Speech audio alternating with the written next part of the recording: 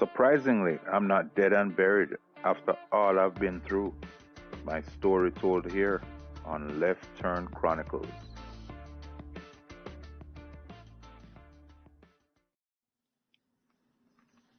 Welcome back, my peeps, to Left Turn Chronicles. I am Jaylee, your host, and today we continue our journey with Phoenix. If you haven't checked out the previous episodes, please take a listen and get caught up. Now, Phoenix, previously you shared the experience where you lost what I call a bit of your innocence at age 11 when you were convicted and charged with a crime. And then at age 12, I know you suffered another loss. Can you share that with us? Tell us about that. Okay, Lee. So after, I'd say maybe around a year, maybe not even a full year, after all of that incident from that situation, then I eventually stayed with some friends, some family friends, and was still going to the school. Um, so on one particular morning, I got up to get ready to go to school, and the I'm gonna say we're just gonna call her B. So I'm gonna say Miss B. Miss B called me. She shouted out, she said, "Is that you?" And I said, "Yes." 'Cause I guess she got heard me getting up to get myself ready to go to school. So she said, "Come here."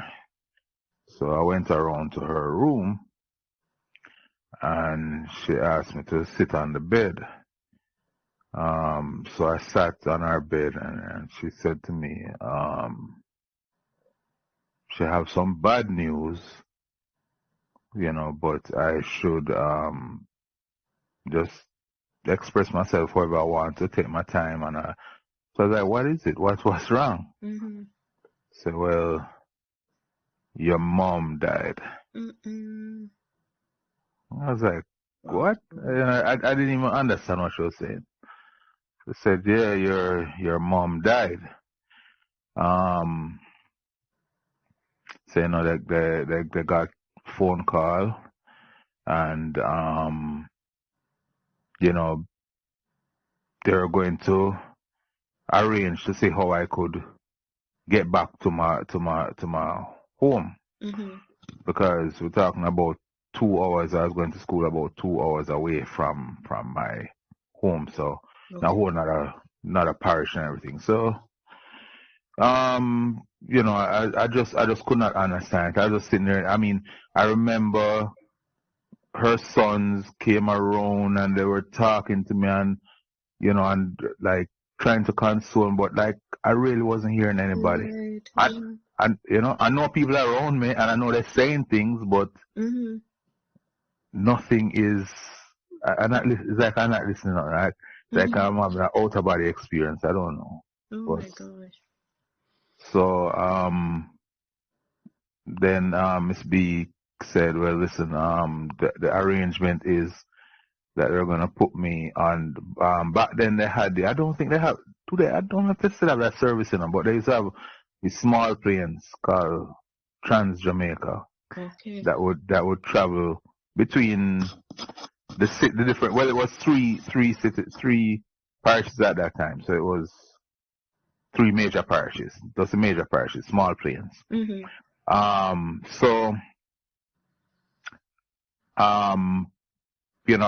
through all of the noise and everything, I know that she said to me that, "Well, hey, we'll put you on the plane, and when you get up there, your father will pick you up," because he couldn't drive down, and they were going to put me on a bus, on a minibus. And so anyway, I just remember, I think I brought a small bag, and they dropped me off at the airport, and I remember going in the small plane, and You by taking off yourself, just by myself. right There are a couple other passengers there, but there's nobody with me. with you. Yeah. Right. Mhm. So the flight was maybe about 45 minutes, Mhm. maybe, to get to my hometown. So, um, my dad, honestly, I don't even remember. Was it him or somebody came with him or something? Mhm. But I know, yeah, I think he was there too. But somebody else was there to pick me up after a long flight. I just felt like I was Mhm. zoned out. So anyway, Yeah. Yeah. pick me up at the airstrip, and we went home. And I remember him just hugging me, Mm. and he kept looking at me, and I could see the tears and everything in his eyes. Mhm. And it just felt, the way he was looking at me, it felt like he was more feeling it for me. Mhm. Mhm. But yeah, so when we got home, I remember going in the house and heading straight into the room, into their room. Mhm. I was looking for her, like I was expecting to go in the room Mhm. and see her, and I was like, man, it's kind of a weird feeling because Right. I'm hearing her voice. Once I enter that house, I'm hearing her voice throughout the house. Yeah. Or it was a silence, just a Mm-mm. crazy silence. So, um, Did your dad say anything about how she passed or? yes, that was, I think it was like later in the night that he explained that to me now, that he said that, well, he said that they said she died in the car heading to the hospital. So, but he explained the whole thing to me from the beginning. He said that they went to bed, Mhm. and he just remember her jumping up in the bed and hitting him with her hand, and just taking a deep breath, like trying to get air. Mhm. And then she just went back down in the bed. So he jumped up and he was trying to turn on the light and trying to wake her, and she was just unresponsive. So um the neighbor, and that was another very good friend, and the neighbor came and just sort of rushed her to the hospital. Neighbor was driving, and he said that like about halfway along the journey, he just felt like the body just got heavier, like her body Mhm. just got heavier. It's like there's definitely like no life in it now. It's like he Wow. said it just felt so. Yeah. So Mm. she died on the way to the hospital, and then it was after the autopsy that we really found out what how she died. What caused her death. So, but I mean, what's crazy for me. Then of course, like the next day and thing, all of my family start coming and visiting and staying there, Mhm. and Mhm. everybody. And I would, I expected the family, I expected the crowd from the family, Right. but I wasn't really expecting a crowd from like everybody else. But she was a well-known person, and then so I noticed now that at nighttime the house would start to get crowded with people. Mhm. People come in there, and like me, I just wanted my mother. I didn't care Yes. who was there from who wasn't there. Mm. But so and then at one point in time, you see at that age, I really didn't, because I wasn't even exposed so much to the our culture of the whole nine night and setup, Mhm. and so I wasn't really exposed to that, so I didn't know that when somebody dies, Mhm. like this is how people come and basically pay their respects. All right, that. But I was just looking at it like, I remember saying to my grandmother, I was like, you know, how can they be playing dominoes and laughing Right. and drinking rum and my mother just dead? Exactly. Like, I just couldn't understand it. Mm-hmm. So, you know, my grandma was like, that's how it is. And I was like, no, but it's not right. It's not. So I remember the following night, I think the crowd was even a little bit bigger. Mm. And I just got to the point where I jumped up and I started shouting at everybody. Mm-hmm. And I was like, we don't need to leave. We don't need to get out of here, leave. Because we don't understand how we don't have party. It's like we don't celebrate some mother dead and happy. That's how I was looking at it. Yeah, yeah. You know, so. Because nobody really explained it. Well, even if they explained it to you, it's still hard to wrap your head around joyous moments and you're grieving inside. So, Exactly. yeah. Yeah. So it's. So anyway, you know, my grandmother was like, you know, leave him, let him vent. You know, she was telling everybody just leave him alone, let him vent and get it out and you know. So anyway, I just still couldn't believe that it was that this whole thing was real. So I remember my father explained to me that about the whole autopsy thing. What it was about, why they had to do it and all of that. So I said to him, I wanted to, cause he's saying he was going down to get the report, or he have to like something. I think he had to like identify her again before they did it or something like that. But anyway, I told him I wanted to go with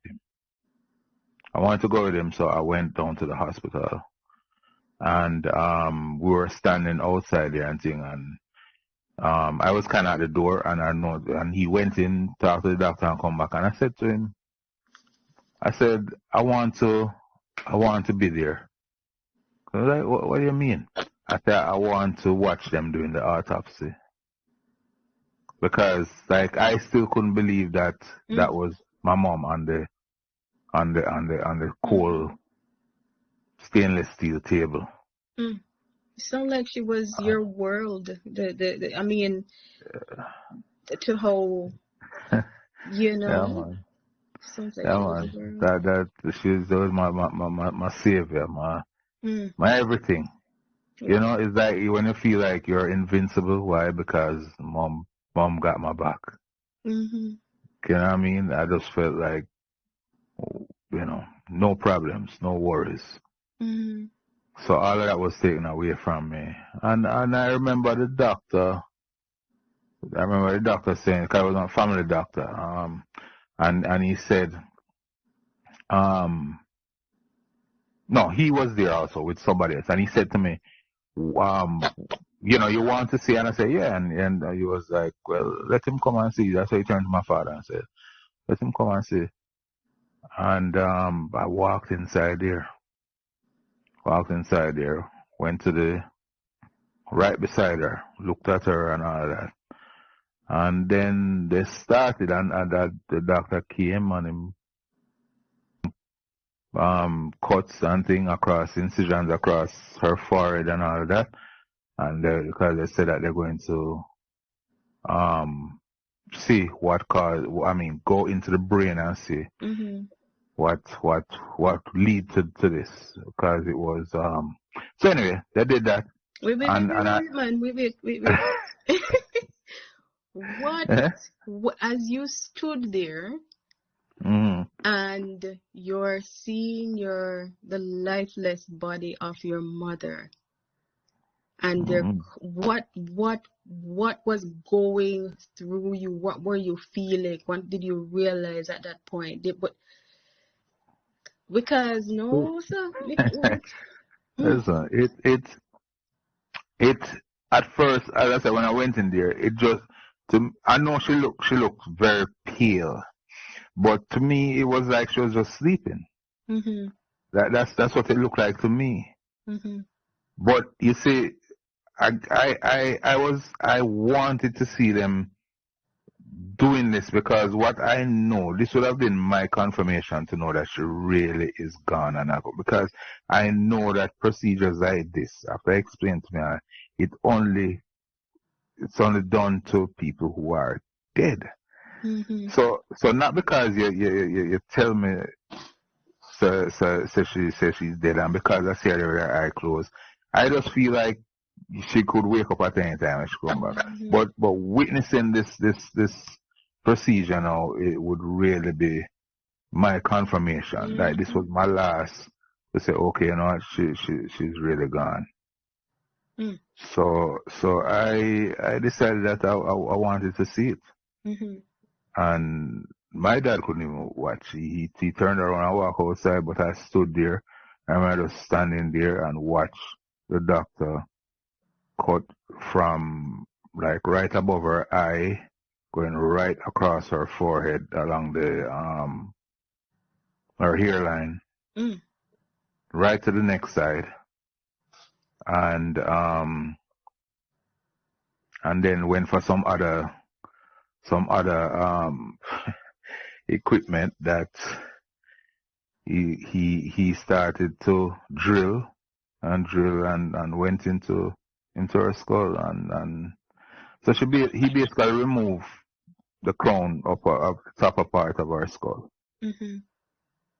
and was inside there and moving around and doing stuff and I sat there and I stood there and I watched all of it. Watch it. And then when it was done, I watched them put it. I didn't stay to see like well they must have stitched her about, but I didn't stay to see Mm-hmm. that. I know that he left the other people that were in there doing whatever they're doing, putting her back together, and came outside and then he was like, well, it looks like she died from a brain aneurysm. Okay. So her blood vessel burst in her head, and that caused. And as he was trying to say, well, that gasping sound when she jumped out of bed was probably lack of oxygen Mm-hmm. going to the brain because the whole pipeline basically just collapsed right there, Wow. whole circulation. So yeah, the went through that, and I that was when I really realized that she is gone. Because all that drilling and everything and all of those things they're doing to her and she don't move or anything. I was like, okay. Mm-hmm. Mm-hmm. Wow. Yeah. Man. So yep. So went back home and thing, and of course, maybe about I don't remember, maybe about 3 weeks or 4 weeks after, maybe about 3 weeks. Mm-hmm. It was funeral Okay.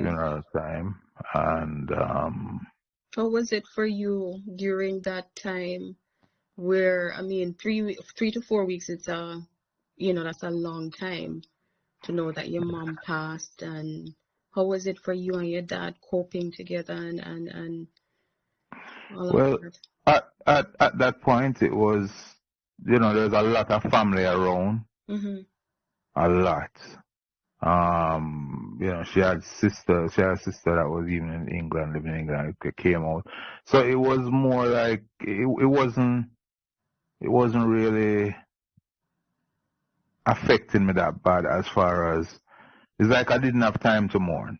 Mm-hmm. Because, there are aunts and uncles and cousins, and it just kind of felt like, okay, so everybody kind of keeping her busy, Mm-hmm. Mm-hmm. If I'm not hanging with my cousin or talking to some family member, everybody comes, so I didn't even have time to think. Mm-hmm.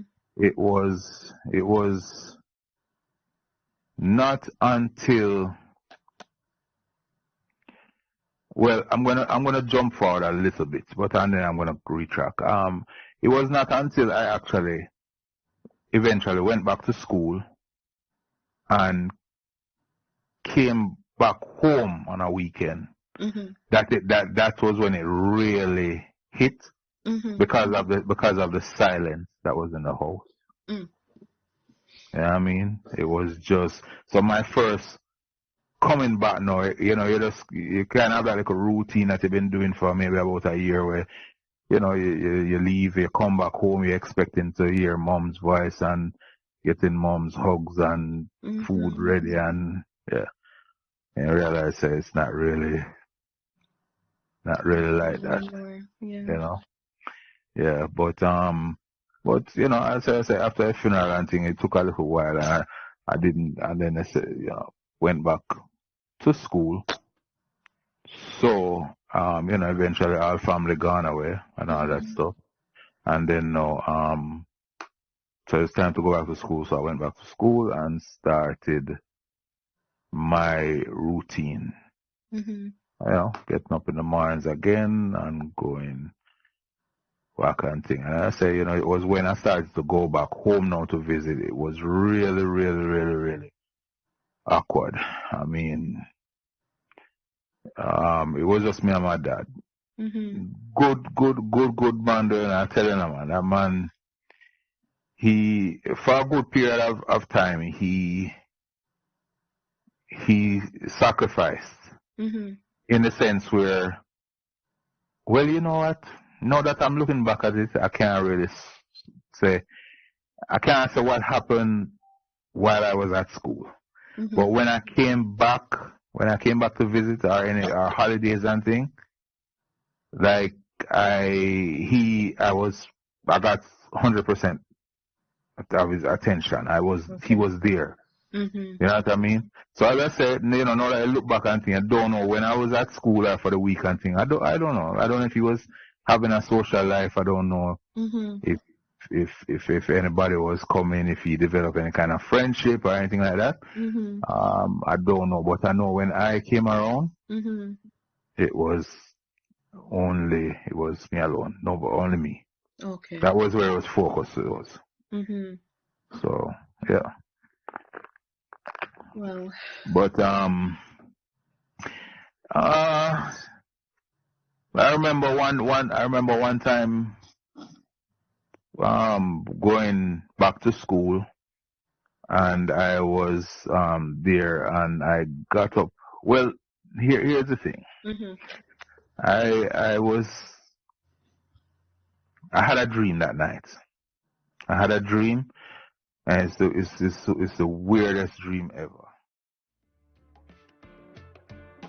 Well, my peeps, thanks for listening, and remember to tune in to the next engaging episode.